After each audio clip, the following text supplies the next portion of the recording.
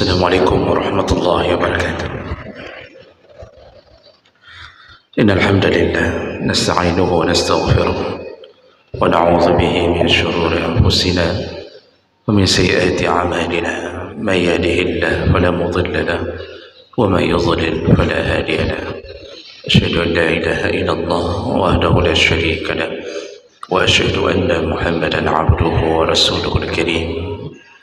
اللهم صل وسلم على نبينا وسيدنا المصطفى محمد وعلى آله وأصحابه أجمعين. أما بعد، رب اشرح لي صدري ويسر لي أمري واحلل عقدة من لساني يفقهوا قولي. Segala puji bagi Allah, kemudian salawat dan salam pada Rasulullah, pada keluarga dan seluruh sahabat-sahabatnya. Bapak-bapak dan ibu-ibu jamaah salat subuh yang Allah muliakan, insyaallah. Di pertemuan kita yang lalu kita sudah membahas tentang bab anjuran untuk meminta pertolongan kepada Allah apabila mendapatkan kesulitan hidup. Dan intinya, barang siapa yang memohon pertolongan melalui doa-doanya kepada Allah di saat ditimpa kemiskinan atau ditimpa satu musibah, Allah akan selesaikan urusannya dan Allah akan cukupkan. Karena jalan keluar dari semua masalah adalah ketika dicukupkan hati oleh Allah. Kalau hati sudah merasa cukup, maka miskin pun tak merasa miskin.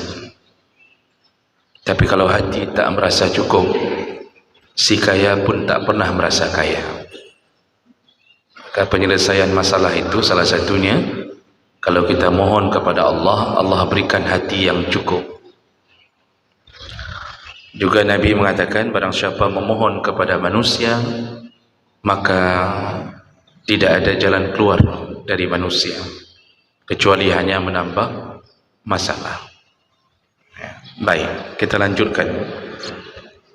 Berikutnya kita masuk ke dalam bab yang baru, yaitu at-tarhib man akhaza ma dufi'a min ghairi tayyibi nafsin al-mu'ti, yaitu bab tentang ancaman mereka yang meminta atau mengambil harta orang lain tanpa kerelaan dari orang tersebut.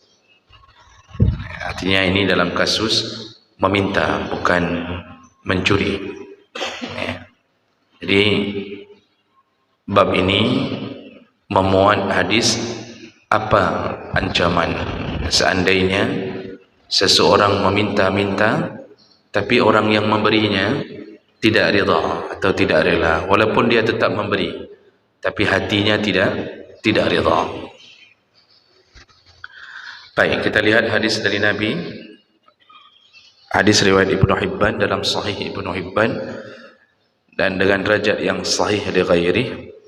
An Aisyah radhiyallahu anha anin Nabi sallallahu alaihi wasallam qala, Rasulullah berkata, inna hadzal mal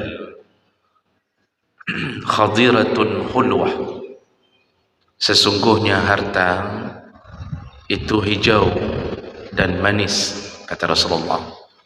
Sesungguhnya harta itu hijau dan manis. Kalimat hijau dan manis itu mewakili tentang keindahan sesuatu. Khadirah juga dicantumkan oleh Nabi ketika menggambarkan tentang dunia.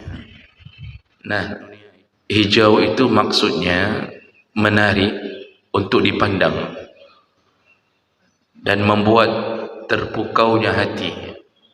Makanya ketika kita melihat sesuatu yang menghijau, hati kita terpaut dengannya. Oleh karena itu Allah Subhanahu wa taala menciptakan salah satu keindahan dunia, Yaitu ada belahan-belahan dunia yang diberi hijau, gunung menghijau, kemudian hutan, bukit. Jadi orang melakukan relaksasi terhadap pikirannya itu dengan datang ke Gunung Salak, lalu melihat pemandangan yang serba hijau, lalu dia merasa nyaman. Itulah sebahagian indahnya dunia yang dibuat Allah. Begitu juga harta. Harta itu bagaikan pemandangan yang hijau, jadi begitu menariknya. Lalu disambung oleh Rasulullah, hulwah, selain daripada hijau, tamsilannya adalah manis. Jadi harta itu manis, enak untuk dicicipi, dirasakan, dan itulah jebakan-jebakan harta. Lalu Rasulullah mengatakan, faman a'tainahu minha syai'an bitayyibi nafsin minna. Jadi barang siapa yang meminta harta tersebut dari kami, lalu kami memberikannya dengan kerelaan hati kami, bitayyibi nafsin. Jadi kalau ada orang yang diberi harta oleh seseorang tapi dengan kerelaan, apakah bentuknya hibah, sedekah, wakaf, jadi sampai bentuk hadiah, tapi orang yang memberi ridha, rela, memang dia memberinya karena cinta, karena rasa pertemanan, rasa persaudaraannya, dan dia merasa Allah yang suruh bantu orang miskin. Nah, jadi ini perkara-perkara ini membuat seseorang memberi dengan keikhlasan hati dan kerelaannya. Kalau yang model begini diberi oleh orang dengan kerelaan hatinya, wa husnu tu'matin minhu min ghairi syarrihi nafsin burika lahu fi. Juga orang yang menerima pun tidak rakus, tidak tamak, tidak rakus. Maksudnya dia menerima apa adanya, tidak pun dia meminta berulang-ulang. Karena ada sebahagian orang yang waktu kita beri, dia minta tambah. Lalu dia mengatakan bahwa masa cuma segini. Dan ini membuat kita menambahinya, tetapi hati kita tidak merelakannya. Jadi memberi karena tidak enak, daripada ribut, ya sudahlah kita tambah. Dia minta uang tambah, kita kasih. Dan kalau seandainya dia tidak rakus, tidak tamak, artinya dia berapa yang diberi, alhamdulillah.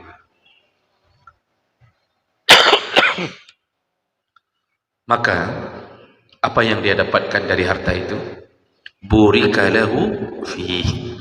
Rasulullah mengatakan, maka dia akan diberkahi di dalam harta itu. Jadi ini orang yang pertama yang ketika diberi sesuatu oleh orang lain dengan kerelaan hatinya, maka Allah berkahi harta yang diberi itu. Apa arti barakah? Kita sering dengar dalam Al-Quran kalimat barakah, barakatun, kadang-kadang ditulis mubarakun, kadang-kadang ditulis yubarak fi, macam-macam. Barakah itu artinya az-ziyadah 'alal khair, bertambahnya kebaikan. Itu arti al-barakah, bertambahnya kebaikan. Jadi kalau orang diberi keberkahan oleh Allah, maka Allah akan buat dengan apa yang diberkahi itu menjadi penambah kebaikan. Sederhana Bapak Ibu, kalau orang diberkahi pada tubuhnya, maka tubuhnya itu akan sanggup atau banyak melakukan kebaikan. Umur boleh tua, tapi di mana-mana masjid yang muncul wajah dia, dan kakinya tidak berat, lututnya tidak berat, walaupun pernah jatuh di masjid tapi tak berat. sembuh lalu kemudian pergi lagi. Di mana-mana ada acara yang sifatnya kebaikan, dia muncul. Kenapa Allah buat ringan kaki kita? Barakah. Karena nanti berkebalikannya, ada tubuh yang tak diberkahi. Masjid 5 meter di samping rumah tak sanggup dia singgah. Orang lain kadang-kadang sampai berpuluh kilometer datang, dia 5 meter dari rumah tak sanggup pergi. Itu badan sudah tak diberkahi, badan tak bermanfaat bagi orang banyak. Itu hilang barakah namanya. Kalau barakah itu diletakkan pada umur, maka umur menjadi penyebab banyaknya kebaikan. Umur bertambah kebaikan. Kalau umur muda diberkahi, dalam mudanya pun dia bisa berkarya untuk membela agamanya. Kalau umur diberkahi, Allah hantarkan dia ke lapangan-lapangan untuk menjadi syahid. Itu umur barakah. Makanya para ulama diberi umur barakah, umur muda, tapi karangan kitab-kitabnya itu Masya Allah berjilid-jilid. Kadang-kadang kita mikir tidak ada seorang profesor pun hari ini yang mampu menandingi para ulama dalam berkarya untuk agama. Tidak ada, kecuali mereka yang diberkahi Allah. Hari ini karangan ada, tapi tak diberkahi. Habis nulis, taruh di pustaka, tak ada yang baca satu orang pun. Berdebu, tidak ada manfaat, tidak mengalir jariah. Ini umur barakah itu begitu. Kadang-kadang Allah tanamkan barakah pada nasi, pada makanan. Makanya Rasulullah sallallahu alaihi wasallam mengatakan apa? Kalau Rasulullah makan nasi itu, makan makanannya atau gandum, itu kata Rasulullah, jangan sapu atau jangan lap tanganmu hatta yul'iqaha, hatta yal'aqaha atau yul'iqaha, sampai engkau menjilat jarimu atau dijilat. Jadi disuruh habiskan sampai nasi yang di ujung jari, yang di jari-jari itu disuruh jilat. Makanan dalam piring jangan tinggal satu pun yang bermanfaat. Kalau tulang ya tinggallah, jangan pula disikat dengan tulang-tulang ikannya yang bermanfaat. Ada butiran nasi, habiskan. Kenapa? Karena kata Rasulullah, dia tidak tahu butiran mana yang Allah tanamkan keberkahan, makanya disuruh habiskan makanan apapun. Karena begitu dapat butiran nasi yang berkah, maka makanan itu menjadi penyebab kita banyak berbuat baik, sehat badan, selalu berfikir untuk membantu orang. Jadi barakah itu intinya adalah, kalau Allah tanam barakah pada kita atau pada harta kita, harta itu akan dipergunakan untuk kebaikan.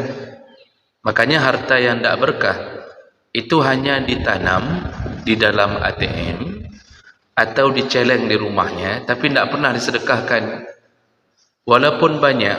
Lalu dia mengatakan kepada orang, jadi kalau ada orang bertanya, Masya Allah bapak ni kayanya luar biasa, lalu dia mengatakan ini berkah, ini berkah dari Allah, tapi orang tahu dia pelitnya luar biasa, ini bukan berkah Pak, ini laknat.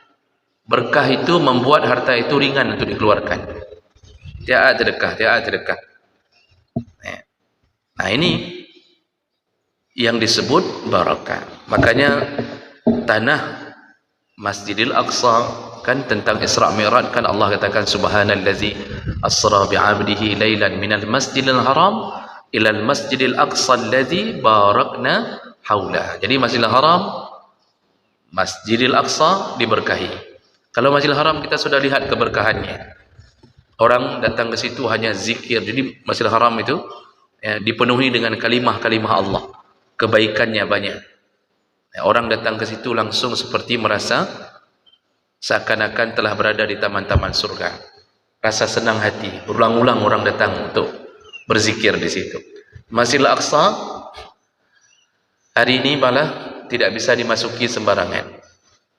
Penduduk setempat diusir oleh bangsa Israel. Lalu berperang sebentar-sebentar. Hidup tak nyaman. Pertanyaannya, di mana barakahnya Masjidil Aqsa? Allah menyebut haulahu. Haulahu itu sekelilingnya. Ya berarti masjidnya dan tanah Palestin itu diberkahi. Di mana barakahnya? Ternyata barakahnya kita dapatkan banyaknya kesempatan untuk menjadi syuhada, menjadi syahid. Begitu mudahnya menjadi syahid di sana. Kita mau cari ke tempat lain susahnya minta ampun. Di Palestin sebentar-bentar syahid, sebentar-bentar syahid. Dalam satu hari ratusan orang syahid. Anak-anak melayang menuju kepada Allah untuk menjadi bidadari-bidadari surga, menjadi dayang-dayang surga. Kita di sini umur 70 tahun berjuang menumpuk amal, tidak kita temukan tempat yang untuk menjadi syahid. Makanya tanah barakah itu Allah akan buat kita melakukan kebaikan yang banyak. Jadi beda-beda cara Allah. Nah, di sini dalam hadis ini salah satu keberkahan di mana ketika mendapatkan sedekah atau hadiah dari orang yang dia ketika memberi dia rela, dia senang. Itu barakah. Kebalikannya, Nabi Rasulullah sallallahu alaihi wasallam menyambung, "Wa man a'tainahu minha syai'an bighairi taibin nafsin minna." Barang siapa yang kami memberikannya sesuatu tanpa kerelaan hati kami. Jadi kalau Rasulullah memberi atau siapapun memberi, diberi, tetapi hati mengkerut-kerut. Apa mengkerut-kerut? Apa mengkerut-kerut? Hati waktu kita kasih itu Pak, hati ini tidak nyaman, tidak rela. Sebenarnya kita nak mau kasih, cuma sudahlah, sana kita ambillah daripada nangis-nangis merengek-rengek terusan ada. Itu baru-baru ini kan viral di YouTube, salah seorang pengemis di daerah Bandung kalau tidak salah saya, itu pengemis perempuan. Itu kalau mengemis itu mengucapkan kalimat kasihan terus-terusan itu, sehingga dikenal dengan kasihan nenek kasihan itu ketuk pintu mobil terus-terusan, kalau tidak dikasih terus kasihan gitu. Ini contoh orang akhirnya membuka pintu mobilnya, membuka kaca mobilnya, dia beri. Tetapi dalam keadaan tidak enak karena sudah diketuk itu terusan. Nah, ini contohnya. Jadi ada orang yang nanti di dalam hadis lain itu disebutkan oleh Rasulullah ketika Rasulullah membagi potongan emas. Jadi Rasulullah itu bersedekah setiap hari. Ada orang yang mengatakan setelah dibagi dia minta lagi, zid ya Rasulullah, tambah ya Rasulullah. Dikasih lagi sedikit ya Rasulullah. Dia minta lagi tambah ya Rasulullah. Jadi minta tambahnya sampai 3 kali. Sehingga membuat hati Rasulullah tidak suka, tidak senang. Nah, apa yang terjadi kalau sudah model dikasih tapi hati yang memberi tidak rela? Wa husnu tu'amatin minhu wa syarrin nafsi. Dia yang meminta itu nampak tamaknya, nampak kerakusannya. Jadi terus-terusan minta. Hana malalam. Tidak ada malu. Itu minta sehingga menyebabkan orang memberi marah. Nah, model-model begini walaupun diberi kana ghaira mubarakun lahu fi, maka harta yang dia dapatkan itu dicabut keberkahannya oleh Allah. Nah, dari sini Bapak Ibu terjawab sudah kenapa para pengemis yang orang kadang-kadang sudah tidak senang tapi diberi, kenapa hidupnya tak berubah-berubah, kenapa hidupnya tidak nyaman, hidupnya jauh dari kemuliaan. Salah satunya adalah tidak diberkahi pada harta yang didapatkannya. Jadi ini apa kena penuh. Ini kita mau diajarkan oleh Rasulullah, jangan maksa-maksa orang untuk kasih sedekah untuk kita. Saya pernah mengatakan bahwa jangan suka meminta oleh-oleh, karena minta oleh-oleh itu akan membuat oleh-olehnya datang tetapi tidak diridai, tidak direlakan. Asal ada teman pergi ke Medan, jangan lupa ya Zulaikha, kata dia. Dibawa pulang tu Zulaikha. Nah. Tapi waktu dikasih tu bika ambon Zulaikha tu dikasih, itu sebelum dibeli, orang yang pergi ke Medan ini itu sudah berbisik-bisik dengan istrinya, mengatakan, halah, tablo juga deh, kita beli aja. Nyo katiblah ge lagi nyo. Nah, dia mengatakan ini sudah 11 kali ini. Setiap kali kita ke Medan dia selalu suruh, misal ada tetangga model begitu, selalu pesan bika ambon, selalu selalu gitu. Ya udahlah, daripada ribut-ribut kita beli aja. Jadi sudah senang tak senang istri kita tu mepep dari mulai mulut semami sampai ke Medan. Tapi magetanyo metang hatang geblo bika ambon. Teruk keji tapi haru dablo.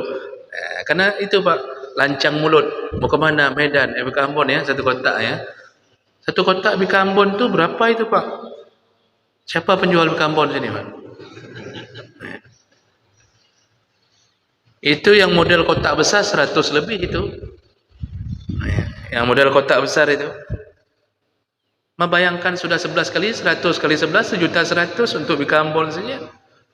Tidak pernah dibayar itu. Tidak pernah titip uang, tidak pernah saya titip ya. Itu berarti titip, kita tidak minta. Itu okey. Saya titip boleh tidak? Saya titip misalnya kita. Ini ada uang boleh tidak? Orang tidak masalah kalau kasih uang. Karena mobil luas sekali hanya untuk bika ambon. Tapi kalau model, jangan lupa ya, kata dia, jangan lupa, ini model-model begini Pak, memang diberi, tapi tidak jadi berkah, karena di dalam makanan itu ada ketidakrelaan orang memberi, walaupun dia beri. Makanya jangan suka minta oleh-oleh. Orang umrah minta oleh-oleh, ya, makanya orang umrah hari ini Pak, umrah diam-diam, tidak kasih tahu. Tiba-tiba sudah 11 hari hilang, muncul lagi di masjid. Baru kita tanya, oh hana ada mana sudah tak nampak-nampak. Baru dia bilang, baru pulang umrah. Nak bilang-bilang, oh pukak-pukak bakah habis oleh-oleh kalau kelekak. Kalau bilang-bilang macam diminta apa? Diminta Quran Madinah, diminta ini, diminta jubah. Bolehlah jubah satu, minta minyak wangi. Maka tak baik membuat orang memberi untuk kita tapi dibarengi ketidakridaan. Itu nak baik. Makanya habis makan bika ambon tadi apa Pak? Sakit perut, mencret, kemudian sakit, masuk rumah sakit seminggu, ya. Sampai kena tipes gara-gara bika ambon. Pakan, urung bengih hotel kejut. Makanya penyakit para pengemis yang datang dari pintu ke pintu begitu. Kalau belum kita buka pintu, tetap dia berdiri depan pintu, diketoknya habis-habisan Pak. Padahal mungkin kita sudah tahu ini orangnya itu aja atau terusan. Kita tidak mau buka pintu. Akhirnya kita tidak sanggup untuk mendengarnya, kita bukakan. Kita kasih 10.000. 10.000 itu dicabut keberkahan oleh Allah sehingga menjadi harta yang akan menjadi laknat bagi kita. Ini di sini Nabi ingin mengatakan, jadilah manusia yang mulia tanpa meminta-minta, karena akan menyebabkan hilangnya berkah pada harta. Dan ini berlaku pada semua perkara. Semua perkara. Kalau seorang guru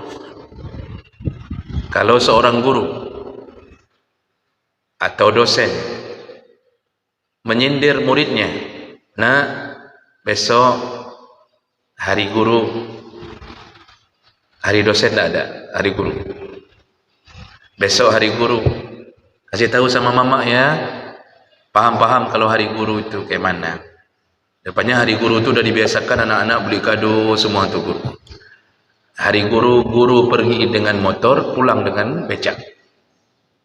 Karena banyak kali kado Pak, tak bisa bawa pulang lagi dengan motor. Lalu akhirnya si murid terpaksa bilang sama mak besok hari guru, si mama uang SPP pun belum bayar. Terpaksa cari hadiah untuk guru. Baik hana mangat dengan murid lain, semua memberi. Si guru bawa pulang banyak, macam-macam hadiahnya. Si mamak yang tak sanggup bayar SPP tadi, terpaksa cari.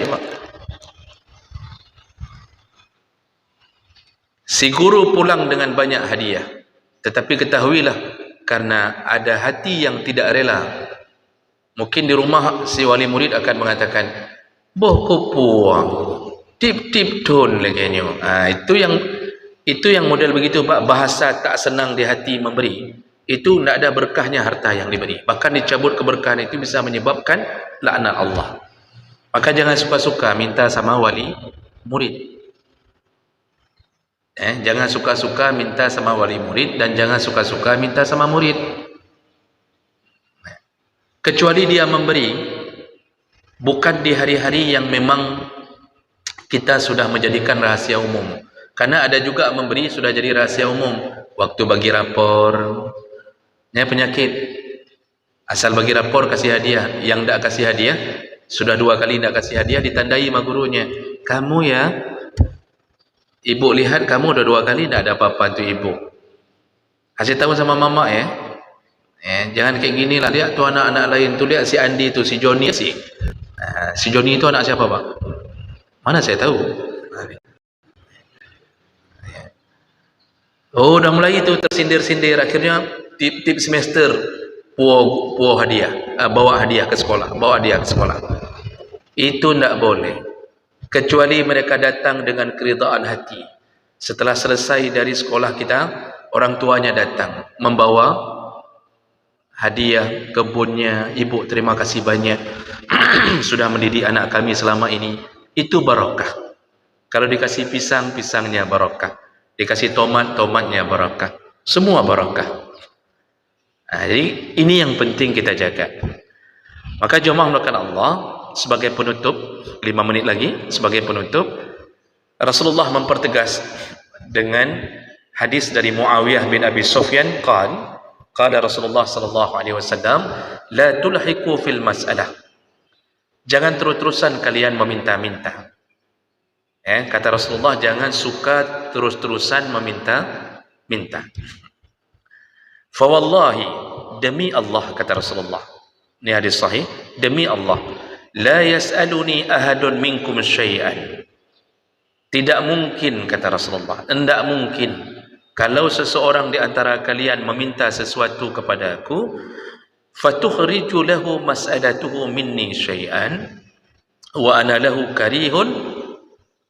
Kalau dia meminta sesuatu kepada aku dan ketika aku mengeluarkan hartaku karena terus-terusan diminta, wa ana karihun, sedangkan aku benci. Seperti tadi, Bang, sudah diminta, dikasih Rasulullah, minta lagi, tambah ya Rasulullah, tambah ya Rasulullah, sehingga menimbulkan kebencian pada hati Rasulullah. Yang model-model begini, kata Rasulullah, tidak mungkin. Apa yang tidak mungkin?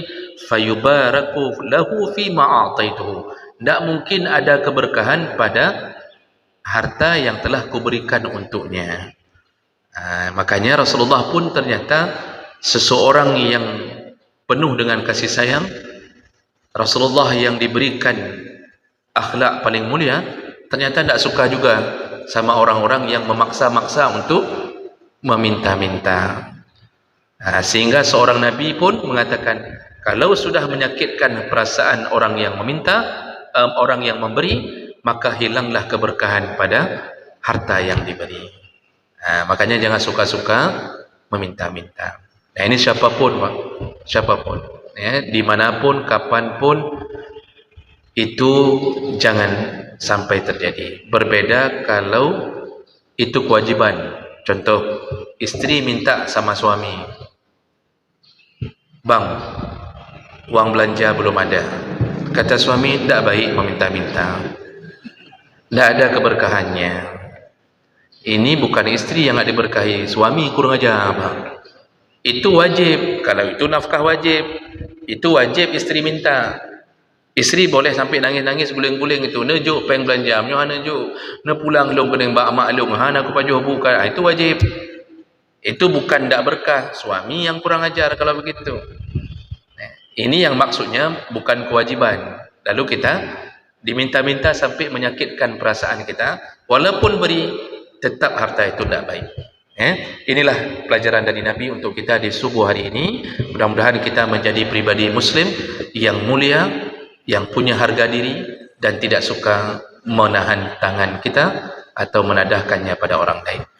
Baik, ada waktu sedikit 5 menit untuk bertanya jawab. Silahkan Bapak kalau ada. Ya, silakan. Bismillahirrahmanirrahim. Assalamualaikum warahmatullahi wabarakatuh. Waalaikumsalam. Menuju pembukaan yang Ustaz terangkan, jelaskan, kita tema kali ini masih mengarah ke kita, bukan mencuri. Jadi pertanyaannya, apakah ada amalan untuk mencegah atau menyembuhkan bagi orang-orang yang telah memiliki yang semacam mindset ini fundamental? Karena kesadaran diri sebagai umat muslim harus adanya yang berpikir diri atau memperbaiki diri menjadi lebih baik daripada sebelumnya. Sekian, terima kasih. Barakallahu fiikum. Wassalamualaikum warahmatullahi wabarakatuh. Waalaikumsalam. Silakan. Siapa ini? Oh, Pak Nasir. Silakan. Assalamualaikum warahmatullahi wabarakatuh. Waalaikumsalam warahmatullahi Ini menyangkut dengan orang miskin Ustaz. Yang lalu kita membahas di masa sahabat jelas orang miskin itu sahabat antara sedekah dia tunjuk tidak pantas ada rumah lain yang lebih pantas. Tapi fenomena sekarang Ustaz, kita lihat di mana-mana tempat-tempat mengambil dana itu rata-rata kita lihat orang naik motor, naik mobil pakai helm. Sebagian besar itu wanita laki yang sejak kecil yang janda atau motor. Itu bagaimana fenomena sekarang? Terima kasih. Assalamualaikum warahmatullahi wabarakatuh. Waalaikumsalam warahmatullahi. Silakan Pak Mul.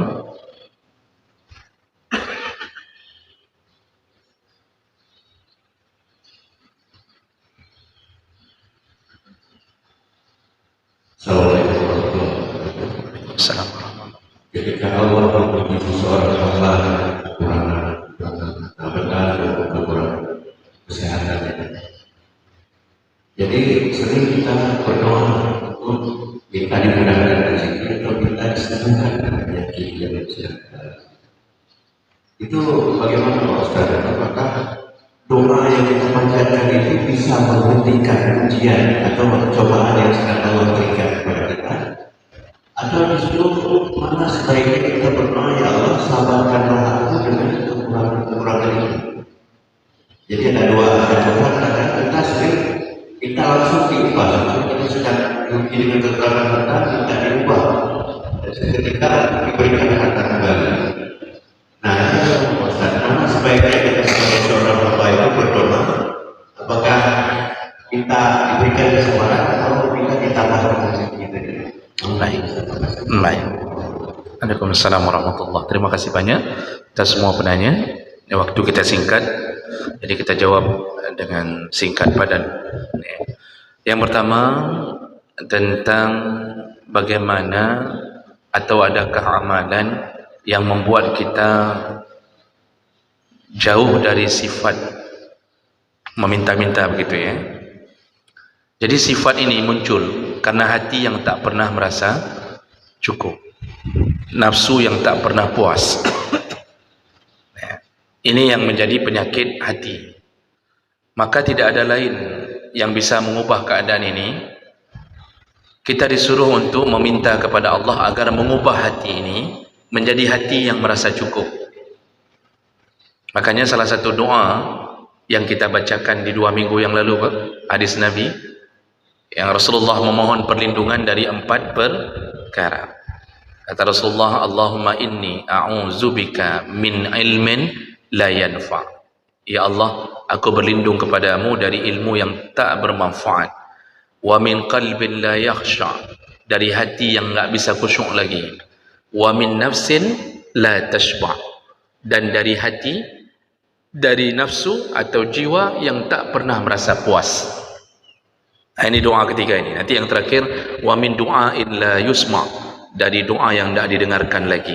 Jadi yang ketiga ini permintaannya adalah memohon kepada Allah jangan sampai nafsu kami terlalu membara sehingga kami tidak puas-puas. Selalu itulah kerjanya, mencari dunia, minta sana, tidak ada malunya segala macam.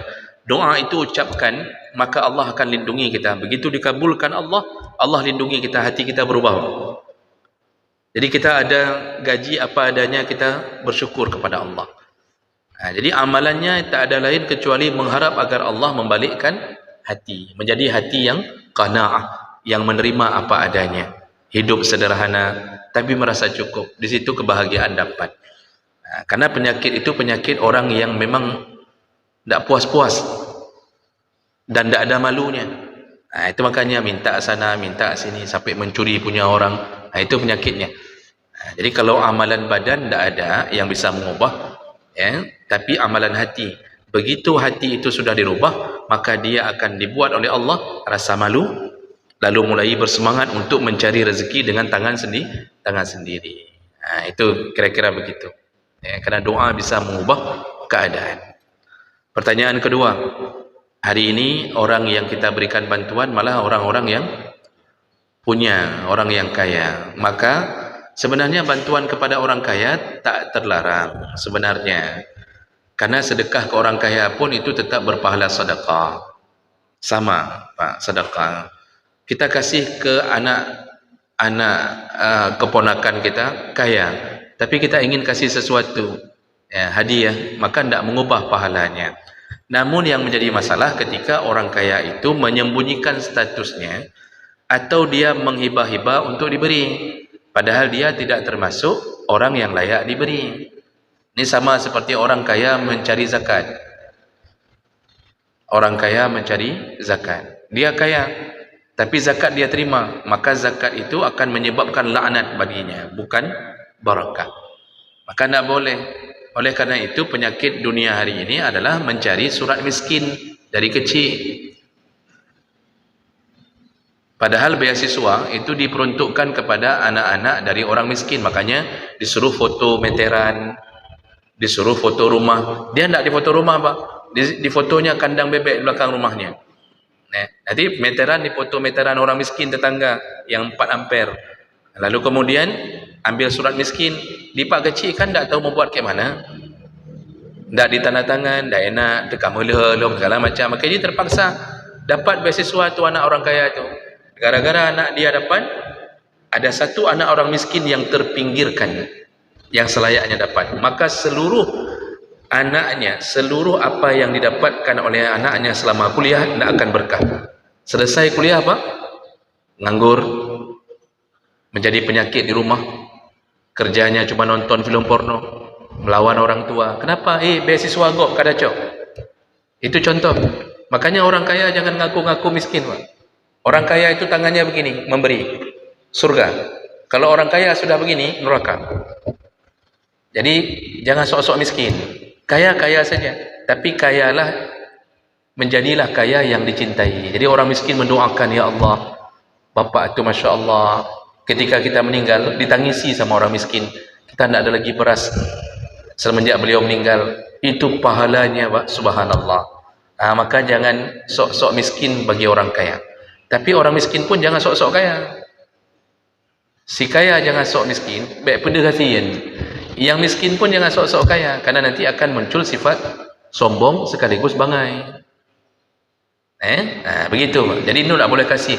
Kalau panitia tahu ini orang kaya, tak boleh kasih.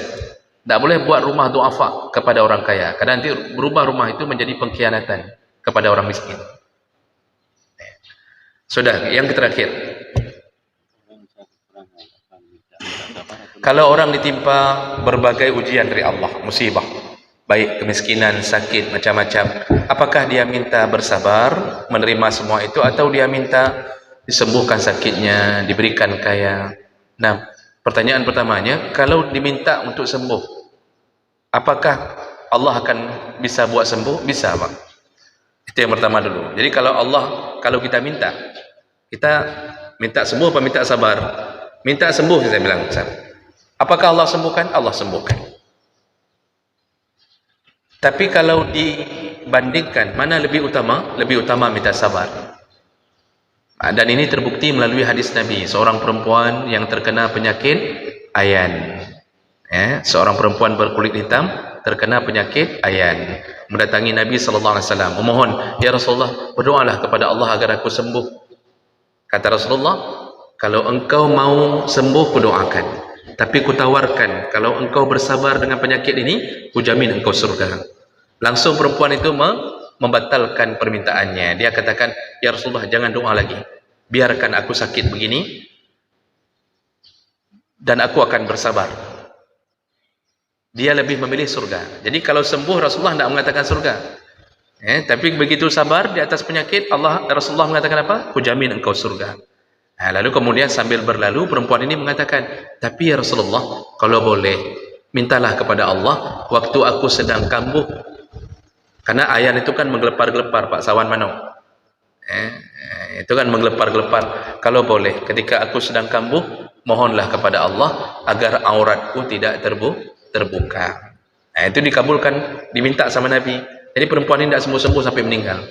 Ternyata sabar lebih utama daripada sembuh. Sabar lebih utama daripada si miskin menjadi kaya. Gara-gara jadi kaya jadi sombong. Rojek kogot.